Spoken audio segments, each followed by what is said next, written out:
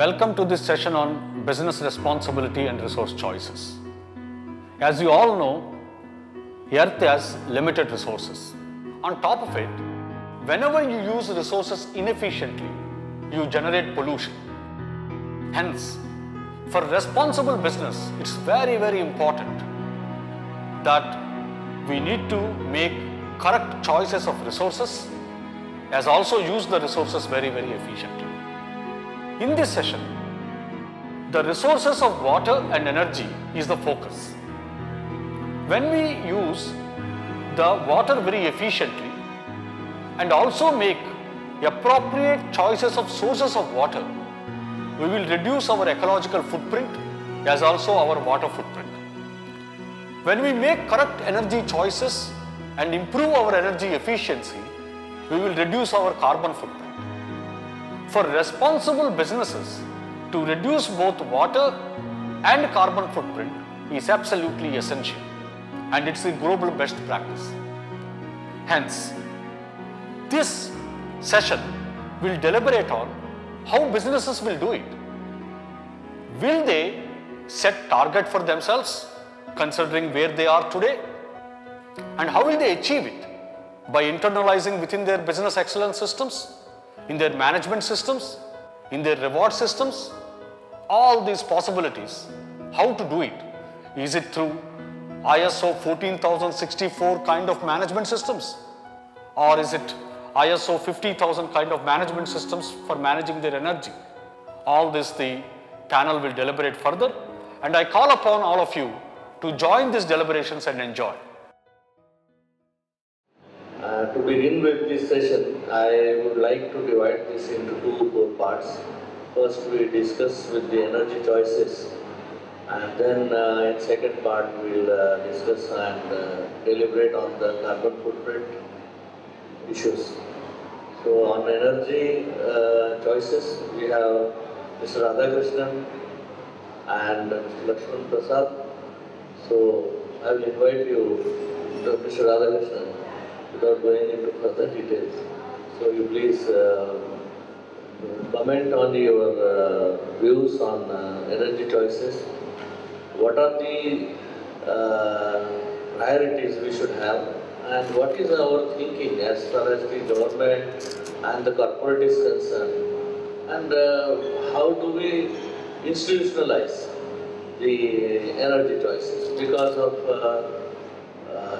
in my opinion, today we do not have much of a regulatory institution mechanism for energy choices. It is left to the project proponent. But how important it is and how we can move in that direction, what are the impediments? I think you please would like to deal with those issues than any other you feel. Thank you. Thank you, Mr. Goralkar. As far as energy choices are concerned, we have got a limited choices.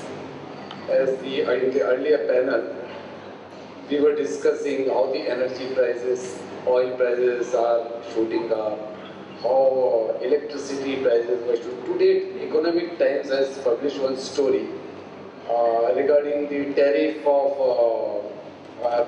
power prices. So I just spoke to the Economic Times. I said, if you are working on the tariff, it is touching the double figure. I'm talking mostly in my confined area, electricity. Other thing, energy choices like oil, coal, gas, and all those things. Everybody is now knowing it. What is the cost of the coal? What is the cost it is sold, and what because of last 2 months development in this country. But not going into politics, what I am saying, the energy, we have got a limited choices in the energy field. One thing, we import 80% of our energy oil needs. We are the third largest producer of the coal, but we are the second largest importer of the coal in the country. As for electricity, per capita consumption is going from 200, nearly 200 kilowatt, it is now almost touching to 1000 kilowatt. I used to tell my people very clearly, when I bought my first refrigerator, my family bought in 1970, there was a celebration the whole street. When we bought first AC, it was the whole street. So per capita consumption is going on like rapidly, and we are not keeping the pace with them. We have a limited coal stocks, we have got a limited oil stocks, but still our consumption is rising up. So what choices we have got? We have a solar energy. There is a mad rush for the solar Jawaharlal Nehru scheme, which has been introduced last year. There is a mad rush. Now already more than 1,000 megawatt capacity has been added up in the country of grid, NTPC and all those things have been added up in the country through solar mills. Regarding wind, we have already touching to 25,000 megawatt with the capacity still remaining 25,000, 40,000 more. 2020 scheme is saying that Jawaharlal by 20,000 megawatt solar energy will be added up in this country with the kind of the promotional avenues given to the for the solar industry. I think it's not difficult. But coming back straight, whatever the other coal-based and other electricity choices. I am the secretary of a biomass association. Yesterday I was in Chennai. We were just calculating how many biomass power plants are functional in this country. I was amazed. Although I am a secretary, I was amazed with the figure given to me. Out of 77 biomass, only 15, 16 are running. And I said they are lifting, not running also. Because there are certain regulatory impediments. As he said, and you rightly pointed out, regulators in energy sector, laughingly I say people, there are 28 regulators to control one electricity. There are 26 state regulators, 2 joint commissions and 1 central regulator. Over and above there is after 5 bodies. Over and above number of high courts and all those things, but still we have to go miles away. I am not saying we are sleeping, we are trying to do something like renewable energy certificate which has been introduced last year March. The first trade has taken up, but this month out of 11 lakh renewable power obligation which has been made mandatory to open access consumers, for captive consumers or for a distribution company to take some power through renewable sources. If they fail to take that power through renewable sources, then they have to buy renewable energy certificate. The contribution of last month trade out of 1.1 million RECs, only 2.5 million RECs were sold out, which remaining 8.8 million RECs have not been sold out. So what my conviction, we have to have a mandatory regulation for which I think we should focus it. Like if you don't have a coal, you don't have this thing, but you require a power, how do you develop the power? So either renewable energy, our target was 15% renewable energy should be met by 2015. This year, Maharashtra, except Maharashtra, nowhere in the country, Maharashtra is still, they have made 8%. Nowhere in the country it is focusing more than 5%. And more or less all the distribution companies are exempted not to buy. They are relaxed in a manner, they are not bothered to buy renewable energy certificate. Coal, coming back to second, which is a second thing about the coal. Recently, I was one of the first importers of the coal when I was working with one of the private company. And when we bought about 0.4 lakh ton, that was a history. Now this year, out of 500 million ton, we have imported 80 million ton coal. What I am saying, in one of the conferences in Delhi, I was just commenting whether we are talking, whether we are making a conference in Indonesia or India. Because everybody was speaking about Indonesia. How to deal with coal, how to deal Indonesian coal, where to lodge, how to go, which language you speak. and all those things. So, a small country like Indonesia is importing a large, exporting large number of the coal volumes in India. But what is about the carbon reform? We have got Madam Jayanti Natarajan last year, she spoke, we were talking, we have introduced carbon tax, 50 rupees, on the imports of the coal.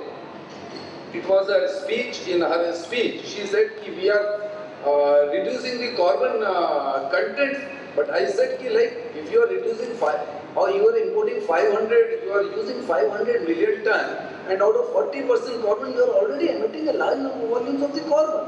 Where is the thing? All the even lignite which should have been a coal after 200 or 300 years, you are digging it right now. Open cast mine have entirely changed the country's total coal scene, coupled with the coal mining policies and other. But we should be focusing how to be energy conservative, because daylights, why do we require daylights when all those things, energy education need to be there. As I was telling you, what kind of a message we are going to give for next generation. We are eating their coal, we are eating their water. Water is again going to be a subject. They are eating, and where we are going to stand up after 10 years. And because your per capita consumption is more than 1,000. And now, earlier time, there was apartments and some buildings are there. Now every small city is also skyscrapers are there. And in one of the city, I saw one board, you don't use lift from 1 to 3 because light will not be there. So I thought, what that man, 13th floor man will do from 1 to 3 o'clock. So all these things need to be educated in a framework, and where the regular government can really work, where regulator can work. Like oil, I was jokingly, I was again telling, now petrol prices are much higher than the aviation turbine fuel. So oil pricing, oil regulator is not there. Coal regulator is still a story for last 2 years, and even electricity regulator. My own view is regarding electricity regulator, since I can really speak the electricity, the average age group of electricity regulator in this country is 62 years. Average experience of electricity regulator in the electricity field is not more than 3 to 5 years. This is the way we need to focus how the regulatory system should work in this country. Yesterday I was in Chennai, 3 days back I was in Hyderabad. You know, in Hyderabad there are 18 days holidays, power holidays to industries. Chennai is 12 days power holidays in industries. And you have a power available in the entire remaining four grids.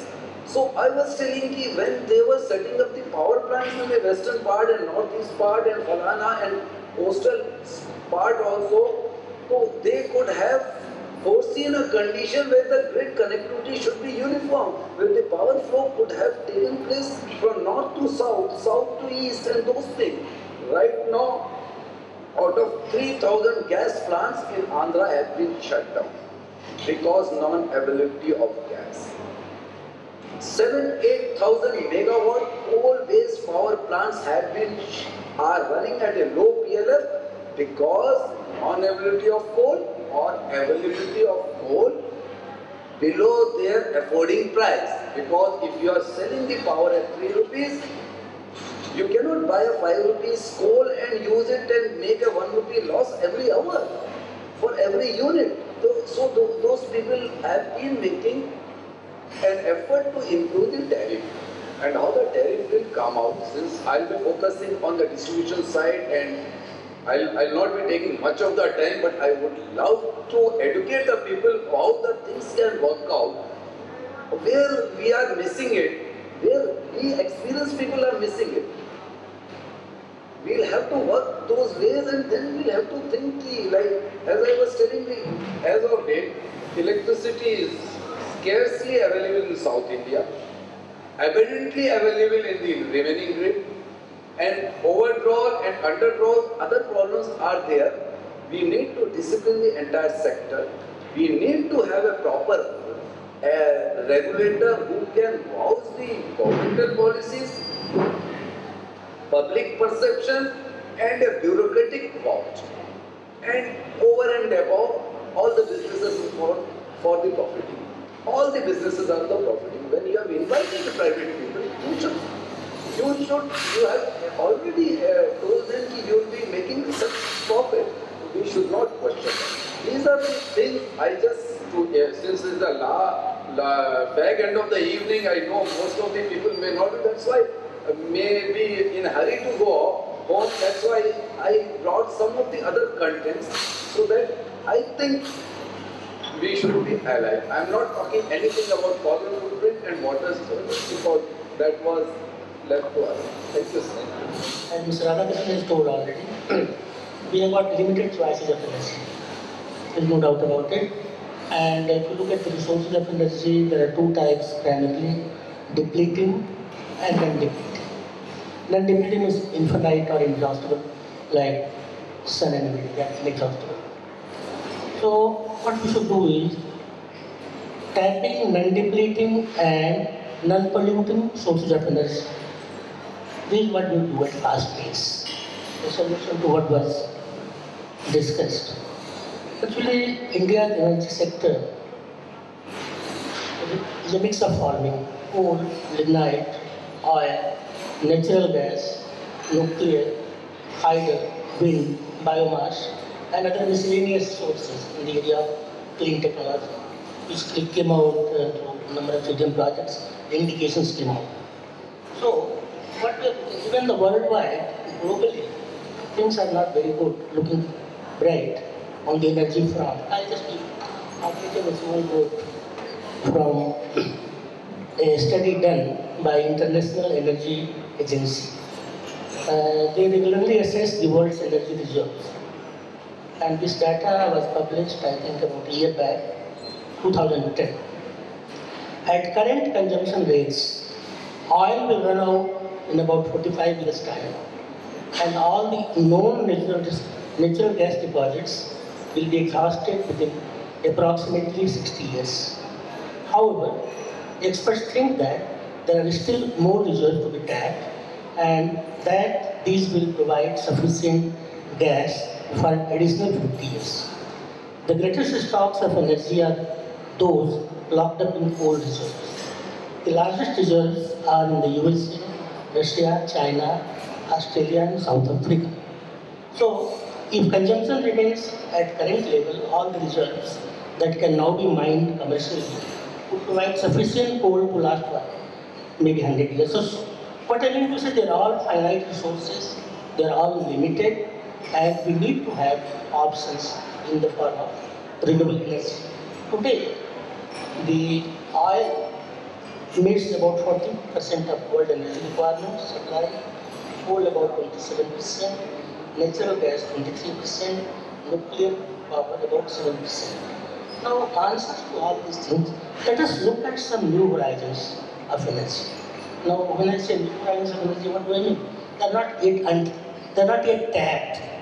I had made earlier a presentation, I'll just go for a few lines from that. The first thing that comes to my mind is that we can think in terms of harnessing geothermal power, if possible.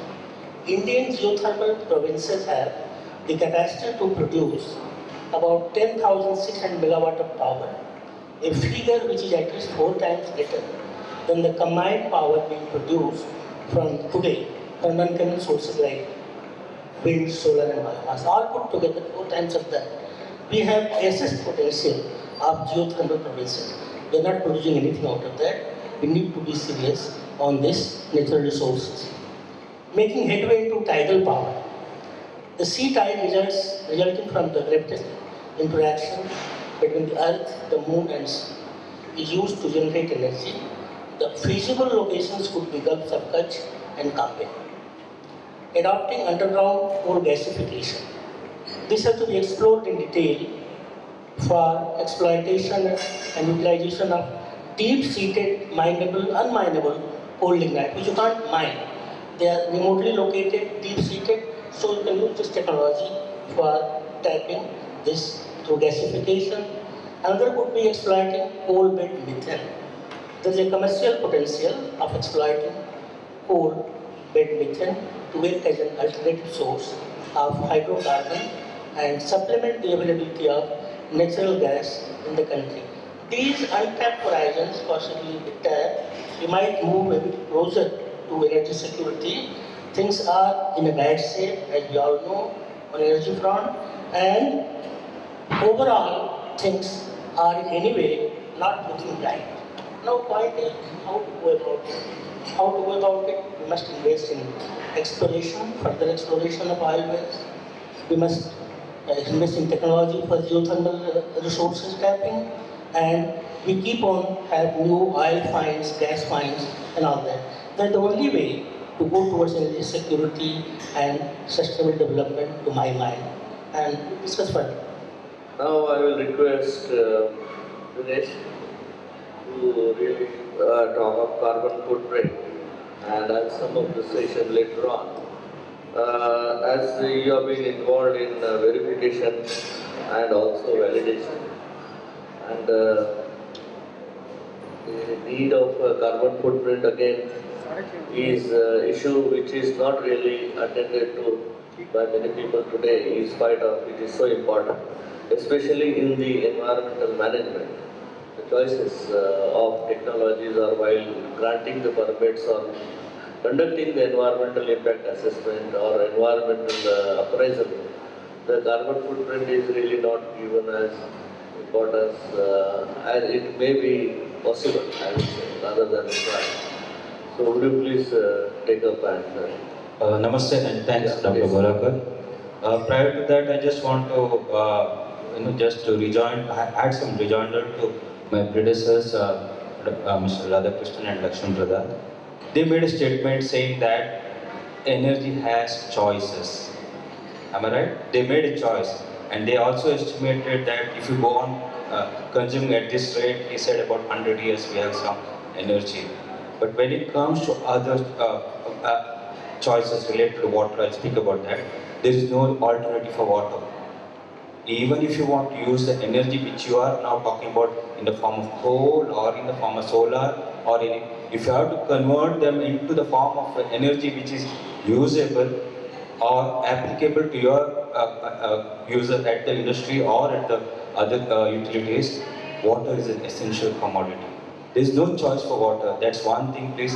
When it comes to choices, please remember, science has not invented any alternative for water. And the resource is very limited.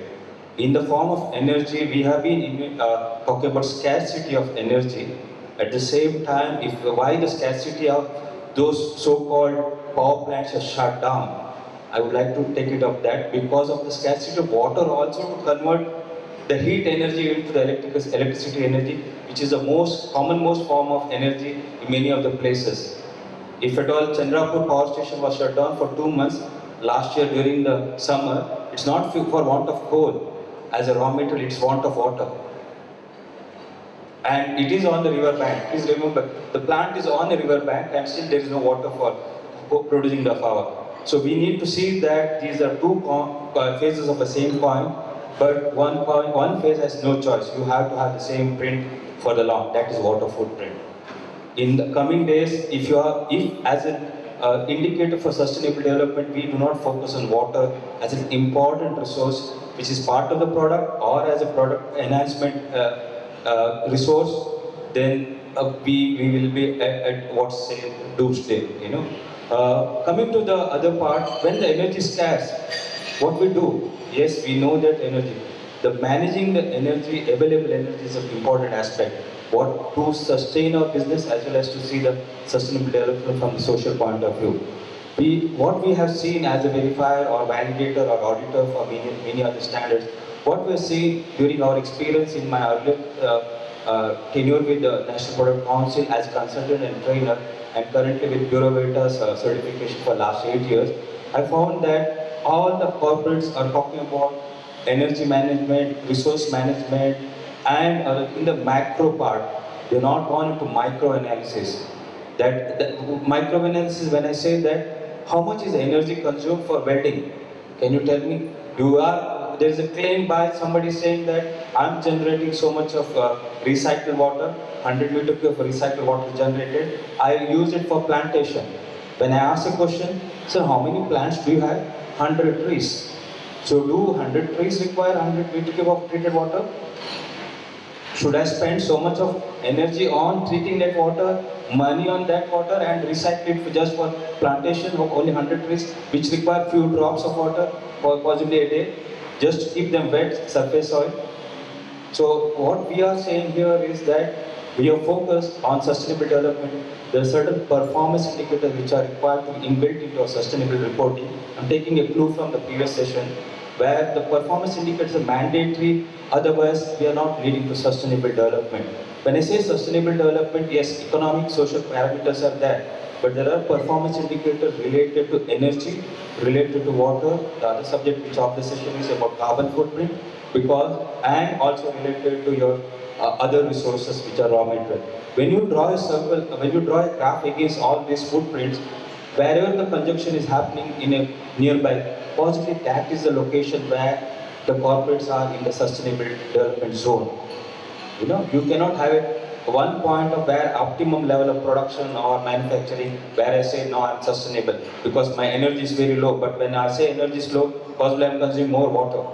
My other sustainable indicators are going. There is no set parameters internationally available. Every corporate can have its own sustainable performance indicators in terms of having the footprints for individually. In the last 20 years of, again I'm from a certification body, I take pride, and also the tools which have come in the form of ISO standards, where the enabling tools for organization come out of with the indicators which are called quantitative. The previous session we talked about qualitative. I agree, cost and value are different. I agree with the previous session where I said every sustainable development indicator, indices need not be having cost, but they have value are different. So cost and value are different, but I'm saying as a manager or as a corporate governance, possibly we are looking into cost also. When you assign cost to these performance indicators or value or in terms of numbers, possibly you have a better picture in front of you. I am managing my business in a sustainable manner, not only from the sustainable for the business as well as from the sustainable point of view, from the social point as well as from the environmental point.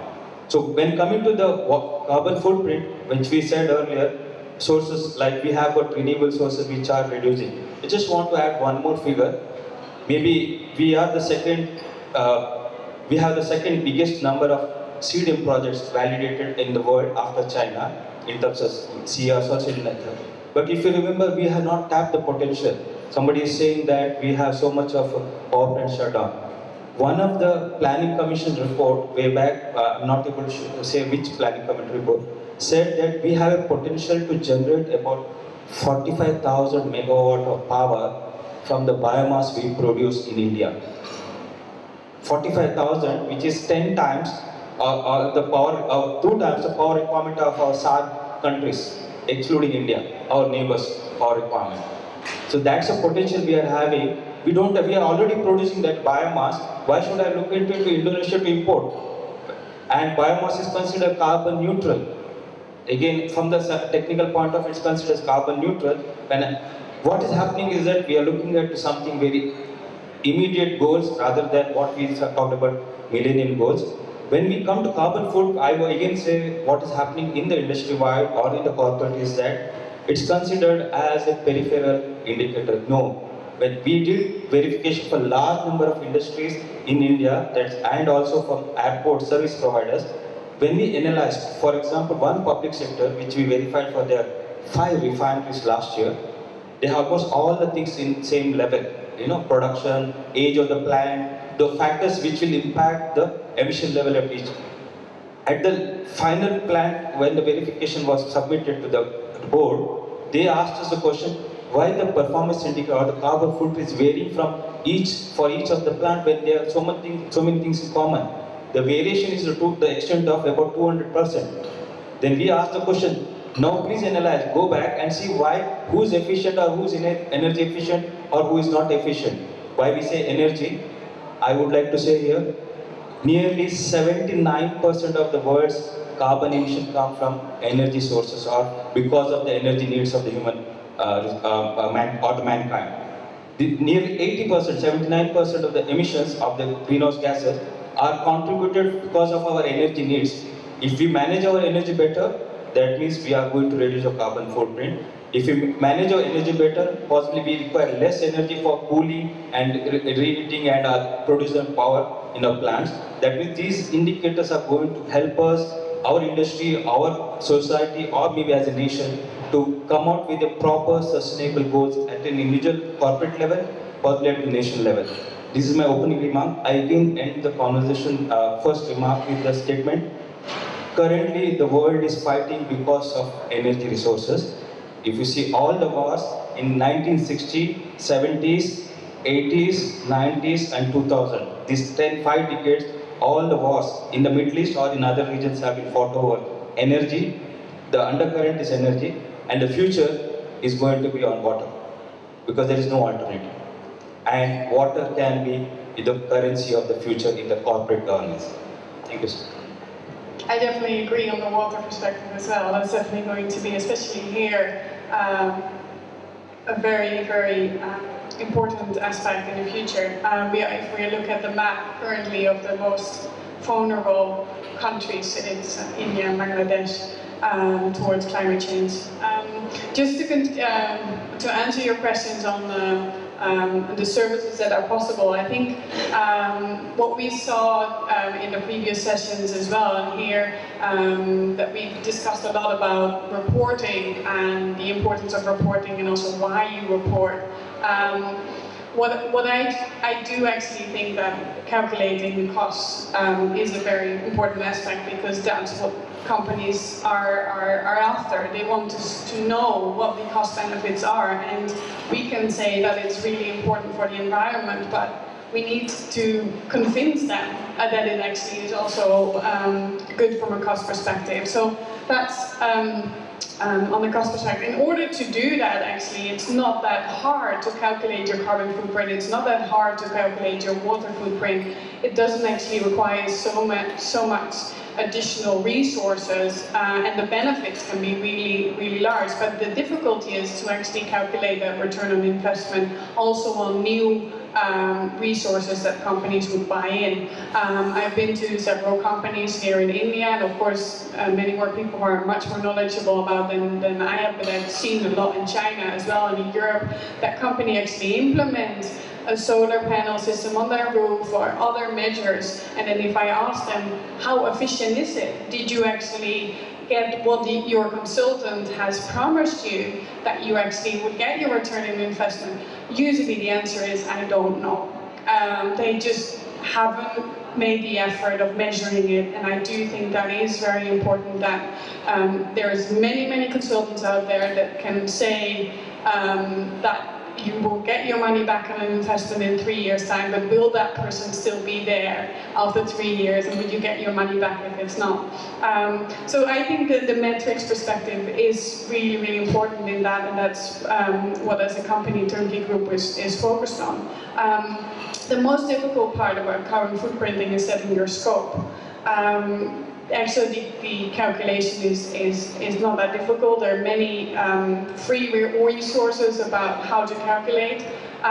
The scope is difficult, and it's constantly evolving as well, because your company changes, the requirements change. What we see now is that a lot of organizations have a very top-heavy environment management system. What I mean by that is that they have an environment management system implemented at the headquarters, where the CSR team is located, where the training people are located, where the resources are to implement that. But actually, the biggest environmental impact is at the plants, at the factories, and also on the logistics side, which is a very important thing to calculate as well. And in order to make it interesting and relevant for the people that are actually working in the plants and in the factories and on the logistics, is that they have an incentive to do this. They would not directly see the direct benefit if they reduce water, if they reduce electricity.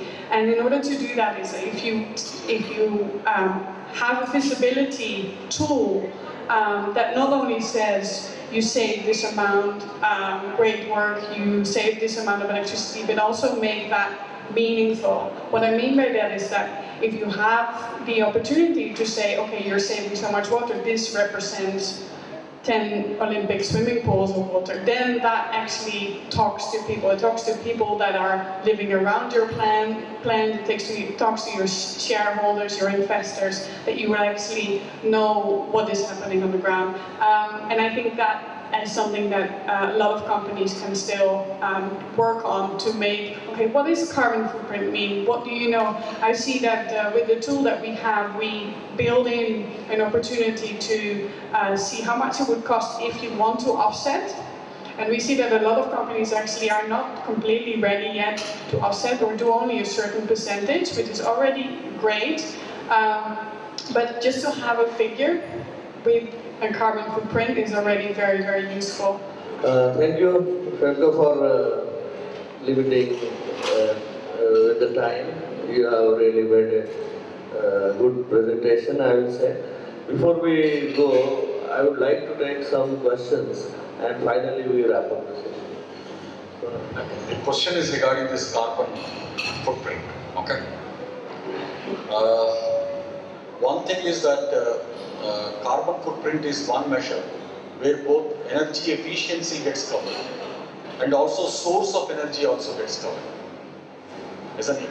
But when you actually implement the carbon footprint, okay, and the ISO 14064 kind of measures, majority of the time going energy efficient pays you back, whereas going renewable may not pay you back.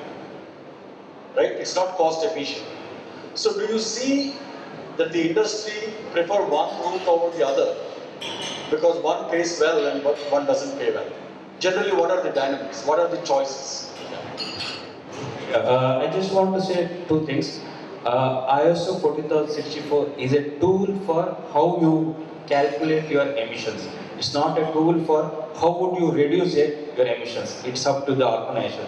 If you have to do a systematically your accounting and present in the international way or in the accepted way, the 14064 helps you in doing that. It's a guidance document rather than it is also guidance. Now coming to the choices, how do I reduce? It's up to the organization to decide. Should I opt for renewable sources of energy within the organization, or when I buy it from outside, should I buy it from there? Yes, when as I said earlier, if you're buying from renewable sources, they're considered carbon neutral. You can isolate and present in your report saying that these emissions are from the carbon neutral sources. Like I'm just drawing your attention here. When you say carbon neutral, what does it mean? This event is a carbon neutral event. Said what does it mean is that the event managers do not have put any does not have to put any power plant which is running from wind or renewable. You are offsetting that emission which is happening because of the event by ensuring that somewhere somebody reduces it for that. So you can do the offsets here. The choice is with the organization, because here in this case again I would like to comment one more point from the previous credential speaking. He was Dr. Boralkar was asking, is there any regulatory requirement related to choices in energy? Yes, since national mission has been announced under NAMAS, the REC and the PAT schemes are policy guidelines or policy requirement towards your energy choice. You have no choice. There may be now limitations for certain industries to participate based on the consumption level, but you have to comply with the REC requirement if you are coming under that category, as well as the PAT scheme. That means regulatory requirements are coming in place when you have to select your source of energy also. But unfortunately, it's not there with the carbon. As I said, it's still a evolving performance indicator for the organizations. Renewable sources, yes, if you want to reduce it, you can do it yourself or source your energy from a renewable source so that your footprint comes down. Yeah, what I see, just from a perspective from outside of India, is that there is an interest for it in terms of cost savings as well, only if there is an opportunity to feed back into the grid, which is still a very challenging infrastructure implementation for a lot of countries. But also even from just having land or owning properties, that is a way of making direct money out of it. Unfortunately, not much of thought is being given and not much of is being done on these issues, especially the energy choices. We have made the target in 11th five-year plan, 5% energy consumption or reduction in or energy efficiency or saving into energy. But I don't think we have achieved. So most of our targets and plan documents, we have hardly any proper achievements of it. They are only for the sake of being there or not. That is how I wonder sometimes.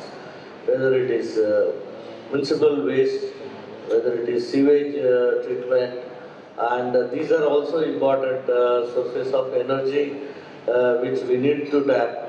But during the course of this session, some important points have come up on this, especially Mr. Radhakrishnan had pointed out that renewable energy certification and these things and regulatory impediments and suitable changes which are going to promote the sustainable development are necessary.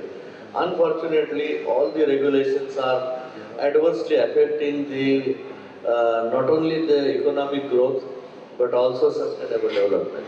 In the name of sustainable development, we are making more and more efforts how to make it unsustainable and detrimental for the future generations.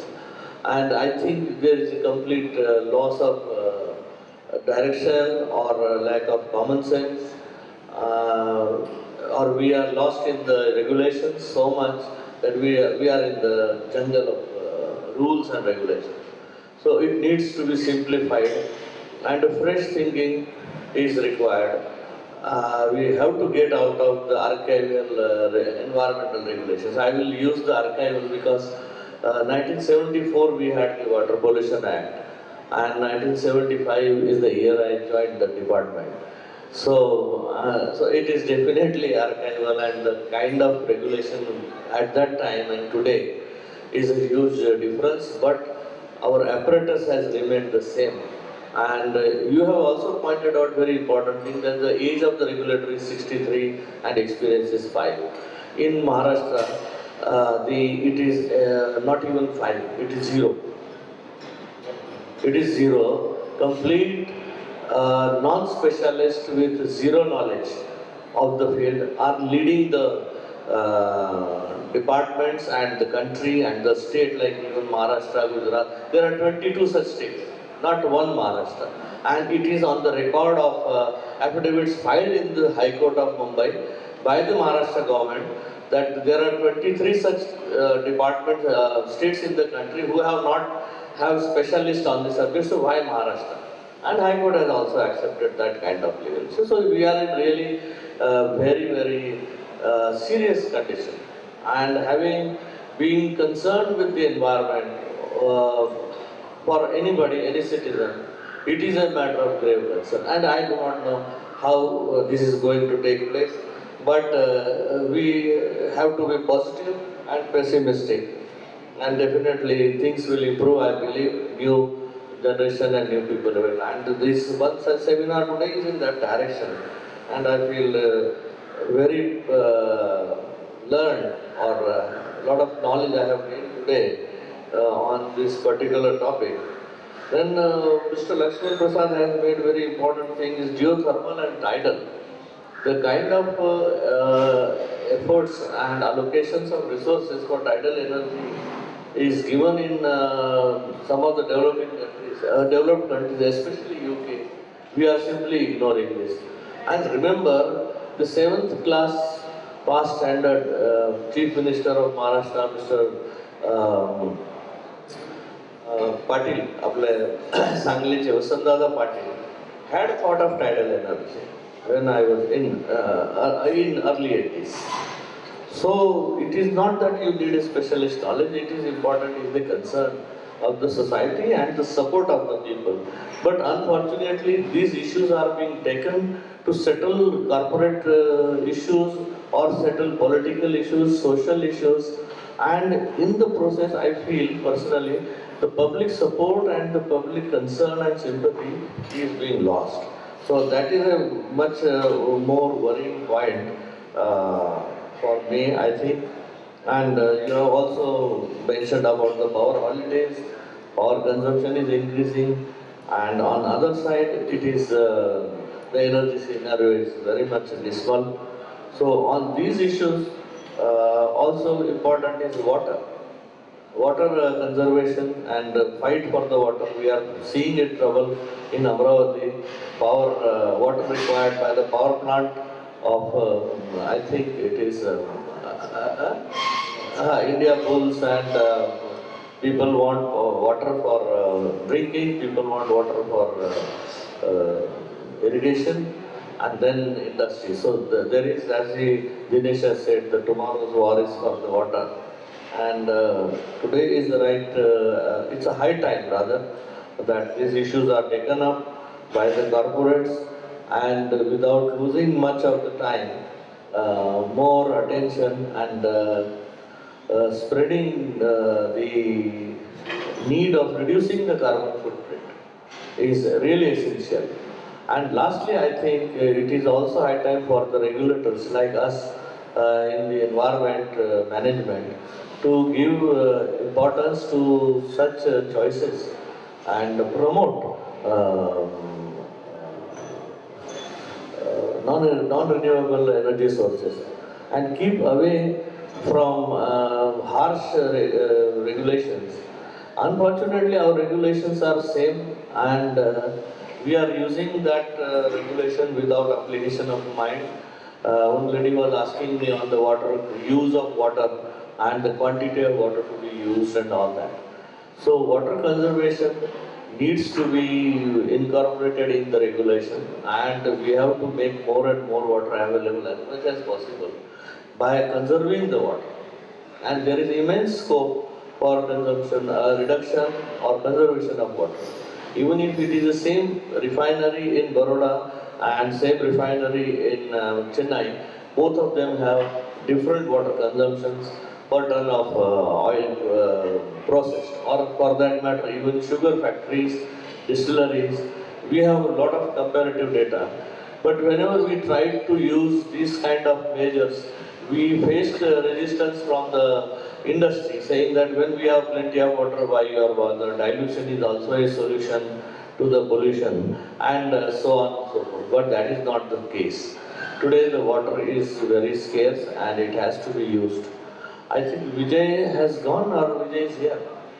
I just wish you comment only 1 or 2 minutes on the issues which I have mentioned, especially in the Environment Ministry's thinking on this issue. You have been there on their appraisal committees, and also with the state government, and you yourself are a big developer, with reference to the real estate development. Because construction activities are very much of importance, because the construction activities and the kind of architecture and design and plans are concerned with the energy.